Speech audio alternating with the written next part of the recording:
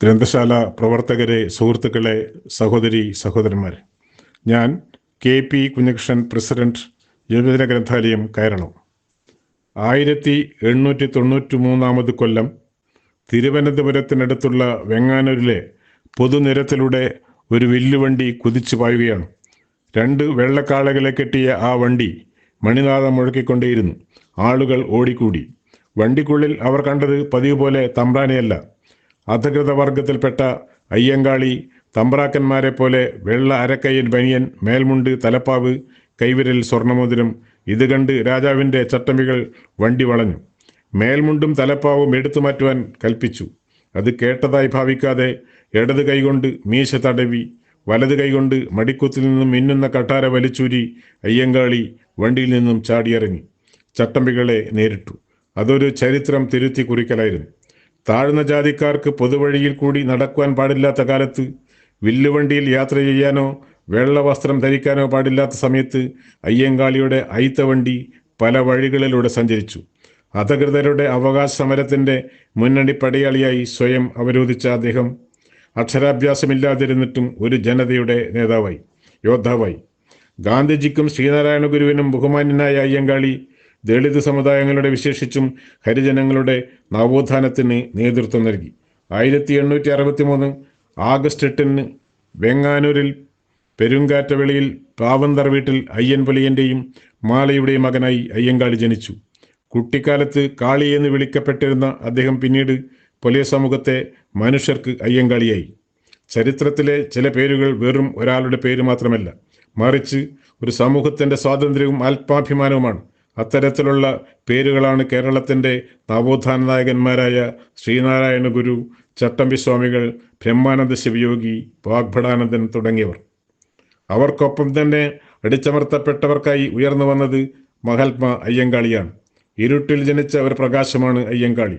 ആ കാലത്ത് പൊലയ പറയ സമൂഹത്തെ മനുഷ്യരായി പോലും പരിഗണിച്ചിരുന്നില്ല. സമൂഹത്തിൽ നിന്നും എല്ലാ തരത്തിലും പുറത്തായവരായിരുന്നു ഈ സമൂഹം. ദളിതർക്ക് വഴി നടക്കാൻ പാടില്ല, പൊതു കിണറ്റിൽ നിന്ന് വെള്ളമെടുക്കരുത്, ക്ഷേത്രങ്ങളിലും സ്കൂളുകളിലും പ്രവേശനമില്ല. അതെല്ലാം പൂട്ടിയിട്ട വാതിലുകൾ മാത്രം. വളരെ ചെറുപ്പത്തിൽ തന്നെ ഈ അനീതികളെല്ലാം കണ്ടു വളർന്ന അയ്യങ്കാളി ഒട്ടും ഭയപ്പാടില്ലാതെ, കീഴടങ്ങാതെ ചോദ്യങ്ങൾ ചോദിച്ചു തുടങ്ങി. നവോത്ഥാന നായകന്മാർ എല്ലാം ഈ രീതിയിലാണ് ഉയർന്നു വന്നത്. ബ്രഹ്മാനന്ദ ശിവയോഗി പറഞ്ഞത് മനസ്സാണ് ദൈവം എന്നാണ്. കൂടാതെ അന്ധവിശ്വാസങ്ങൾക്കും അനാചാരങ്ങൾക്കുമെതിരെ പൊരുതിയ മഹാൻ, വിഗ്രഹാരാധനയെ എതിർത്ത പുരുഷ സിംഹം, നിരീശ്വരവാദത്തെ തത്വങ്ങൾ പ്രചരിപ്പിച്ചു. അദ്ദേഹത്തിൻ്റെ ശിഷ്യനാണ് ശ്രീ വാഗ്ഭടാനന്ദൻ. അതുപോലെ എണ്ണമറ്റ പുരുഷ സന്യാസികളിൽ നിന്നും ഭിന്നമായ പരിവേഷം ഉൾക്കൊണ്ട മഹാനാണ് ശ്രീനാരായണ ഗുരു. 1888 ഫെബ്രുവരി 20 ശിവരാത്രി ദിനത്തിൽ അരുവിപ്പുറം ശിവപ്രതിഷ്ഠ നടത്തിക്കൊണ്ട് ഒരു മാനവിക മഹാവിപ്ലവത്തിൻ്റെ നാന്ദി കുറിച്ചു. ആ അവസരത്തിൽ ഗുരുമുഖത്ത് നിന്ന് മുഴങ്ങിയ മഹാമന്ത്രം ഗുരുവിൻ്റെ ആധ്യാത്മികവും സാമൂഹികവും സാംസ്കാരികവുമായ അവതാര ഉദ്ദേശം വെളിപ്പെടുത്തുന്ന ദിവ്യകാഹളമാണ്.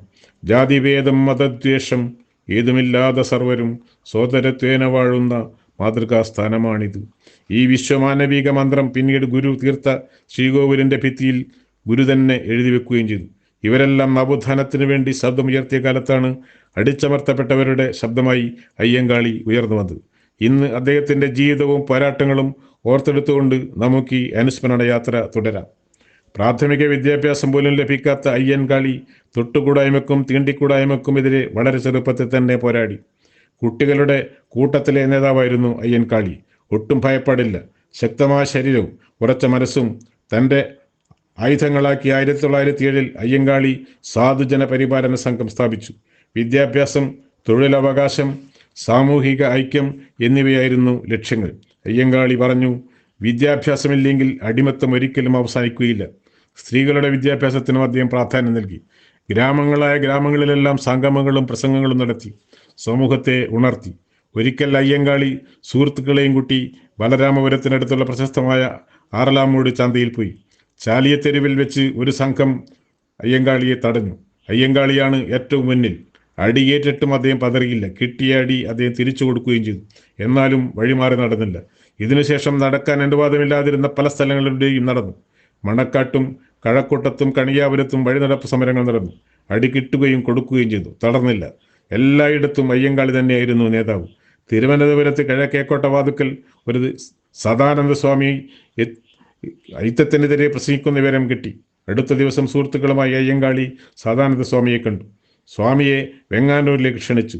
ഒരു നേതാവ് ഉണ്ടാകേണ്ടതിൻ്റെ ആവശ്യം സ്വാമി വിശദീകരിച്ചു കൊടുത്തു. എഴുത്തും വായനയും അറിയാത്ത അയ്യങ്കാളിക്ക് നേതാവാകാൻ കഴിഞ്ഞില്ല. തൈവിളക്കാത്ത കാളിയാണ് നേതാവായത്. എന്നാൽ പൊലിയ രാജാവ് അയ്യങ്കാളി തന്നെയായിരുന്നു. മതം മാറി പുതുക്രിസ്ത്യാനികളായവരിൽ അധികവും അയിത്തജാതിക്കാരായിരുന്നു. മതം മാറിയവർക്ക് അയിത്തമില്ല. ചിലർ അയ്യങ്കാളിയെ മതം മാറ്റാൻ പ്രേരിപ്പിച്ചു. അയ്യങ്കാളി അതിന് വഴങ്ങിയില്ലെന്ന് മാത്രമല്ല, നിർബന്ധിച്ച മതം മാറ്റത്തിനെതിരെ ഒരു ഭീമഹരജി ശ്രീമൂലം തിരുനാൾ മഹാരാജാവിന് കൊടുത്തു. തുടർന്ന് നിർബന്ധിച്ച് മതം മാറ്റരുതെന്ന കൽപ്പന രാജാവ് പുറപ്പെടുവിച്ചു.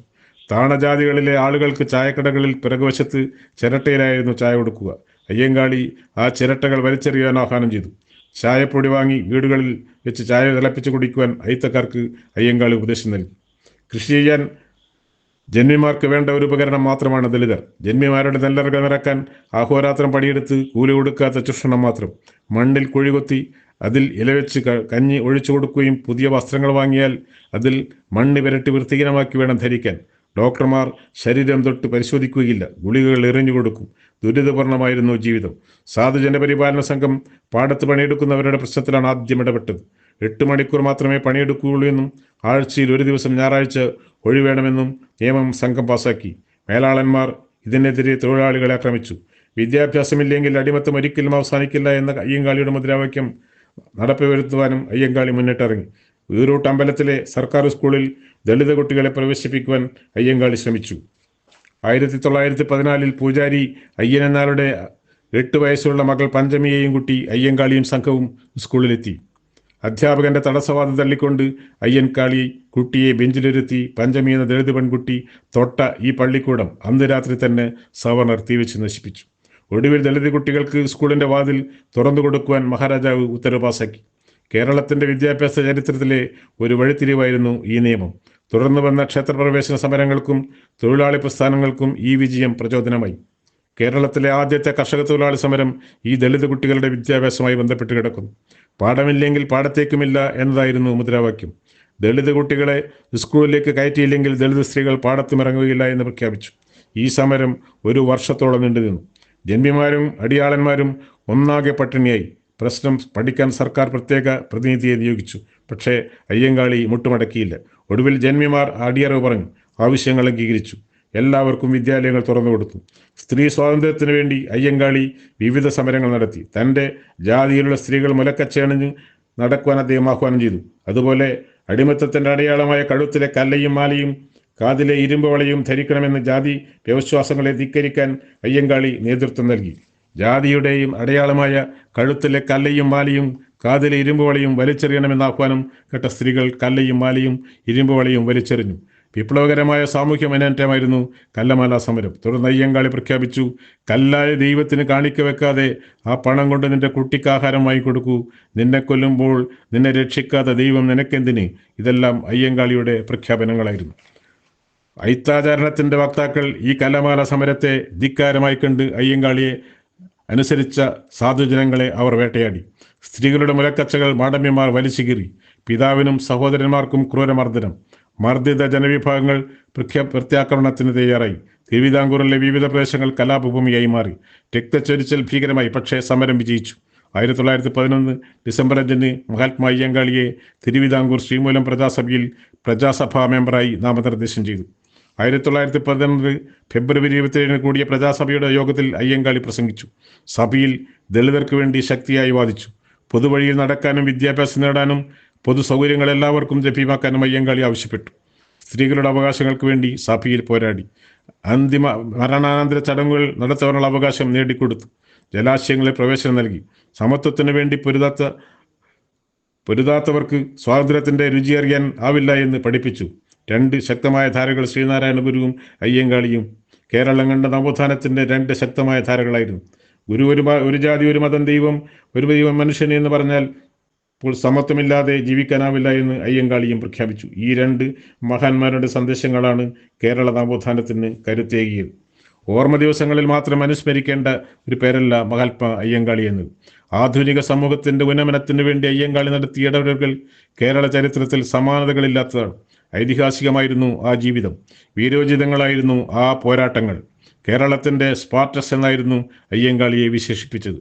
അദ്ദേഹം നടന്നു തീർത്ത വഴികളും ഏറ്റെടുത്ത പോരാട്ടങ്ങളും അദ്ദേഹം തച്ചു തകർത്ത അനാചാരങ്ങളും വിലയിരുത്തുമ്പോൾ ആ വിശേഷണങ്ങൾക്ക് ഒട്ടും അതിശയോക്തിയില്ലെന്ന് കാണാനാവും. സഞ്ചാര സ്വാതന്ത്ര്യം, വിദ്യാഭ്യാസം, ചന്തകളിൽ പ്രവേശനം, വസ്ത്രധാരണം, സംഘടിക്കാൻ അവകാശം തുടങ്ങി മനുഷ്യന്റെ ഏറ്റവും വലിയ അടിസ്ഥാനപരമായ അവകാശങ്ങൾക്ക് വേണ്ടിയുള്ളതായിരുന്നു അയ്യങ്കാളിയുടെ പോരാട്ടങ്ങൾ. അവകാശങ്ങൾ നേടിയെടുക്കാൻ അദ്ദേഹം നടത്തിയ ഇടപെടലുകൾ ഇന്നും തുടരുകയാണ്. മേലാളന്മാരുടെ തുറിച്ച നോട്ടങ്ങളിൽ നിന്നും രക്ഷ നേടാൻ തൻ്റെ കൈകൾ കൊണ്ട് മാറുമറച്ചെന്ന കുറ്റത്തിന് കീഴാളരുടെ മുലയറുത്തെറിഞ്ഞ വരേണ്യവർഗത്തെയാണ് അയ്യങ്കാളി മുട്ടുകുത്തിച്ചത് എന്ന് നമ്മൾ ഓർക്കണം. അയ്യങ്കാളി ഒരു ജീവിത കഥാപാത്രമല്ല, നമ്മുടെ ഇന്നത്തെ സ്വാതന്ത്ര്യത്തിൻ്റെയും സമത്വത്തിൻ്റെയും അടിസ്ഥാനമാണ്. അദ്ദേഹത്തിൻ്റെ ജീവിതം നമ്മെ പഠിപ്പിക്കുന്നത് കേരളത്തിലെ കഴിഞ്ഞ ഇടതുപക്ഷ ജനാധിപത്യ സർക്കാർ ഊരൂട്ടമ്പലം സർക്കാർ സ്കൂളിന് ബഹുനില കെട്ടിടം നിർമ്മിച്ച് അയ്യങ്കാളി പഞ്ചമി സ്മാരക സ്കൂൾ എന്ന് നാമകരണം ചെയ്തു. വിദ്യാഭ്യാസം ജാതി മത ചിന്തകൾക്കപ്പുറം ആയിരക്കണക്കിന് ഒരു ജനതയ്ക്ക് ആഹ്വാനം ചെയ്ത ആത്മാ അയ്യങ്കാളിക്ക് കേരള സർക്കാരിൻ്റെ അംഗീകാരമായിരുന്നു. അയ്യങ്കാളി നടത്തിയ ഐതിഹാസികമായ പോരാട്ടങ്ങൾക്ക് വിദ്യാഭ്യാസത്തിൽ ഒരു ജനതയുടെ ദിശ തന്നെ മാറ്റിമറിച്ചതാണ് പഞ്ചമിയുടെ സ്കൂൾ പ്രവേശനം. 1914 വില്ലുവണ്ടിയിൽ വന്നിറങ്ങിയ അയ്യങ്കാളി പഞ്ചമിയുടെ കയ്യും പിടിച്ച് സ്കൂളിലേക്ക് വന്നതിൻ്റെ ഓർമ്മക്കായി സ്കൂളിൽ പഞ്ചമി സ്മാരക മ്യൂസിയവും ഒരുക്കിയിട്ടുണ്ട്. അന്ന് പഞ്ചമി സ്കൂളിൽ കയറിയതിൻ്റെ ഭാഗമായി പ്രമാണിമാർ കത്തിച്ച സ്കൂളിൻ്റെ അവശേഷിച്ച പകുതി കത്തിയ ബെഞ്ച് ഉൾപ്പെടെ മ്യൂസിയത്തിൽ ഇന്നും കാണാം. 1936 അയ്യങ്കാളി മഹാത്മാഗാന്ധിയെ കണ്ടു. വെങ്ങാനൂരിലെ എത്തിയ ഗാന്ധിജി ഒരു ദ്വിഭാഷിയുടെ സഹായത്തോടെ അയ്യങ്കാളിയുമായി കൂടിക്കാഴ്ച നടത്തി. ആ കൂടിക്കാഴ്ച ഒരു ചരിത്ര സംഭവമായിരുന്നു. അയ്യങ്കാളിയുടെ പ്രവർത്തനം ഭാരതം മുഴുവൻ ശ്രദ്ധിച്ചു. ഒരു നിമിഷം പോലും അയ്യങ്കാളി അടങ്ങിയിരുന്നില്ല. നിരന്തരമായ പ്രവർത്തനമായിരുന്നു അദ്ദേഹത്തിൻ്റെ ശൈലി. ഒടുവിൽ രോഗം ബാധിച്ചു. 1941 ജൂൺ 18 77-ാമത്തെ വയസ്സിൽ അദ്ദേഹം അന്തരിച്ചു. സാമൂഹ്യ പരിഷ്കർത്താവ്, മഹാപ്രക്ഷോഭകാരി, വിപ്ലവകാരി എന്നീ നിലകളിലെല്ലാം വ്യക്തിമുദ്ര പതിപ്പിച്ച മഹാത്മാ അയ്യങ്കാളിയുടെ വിപ്ലവ സ്മരണകൾക്ക് മുമ്പിൽ ആദരാഞ്ജലികൾ അർപ്പിക്കുന്നു.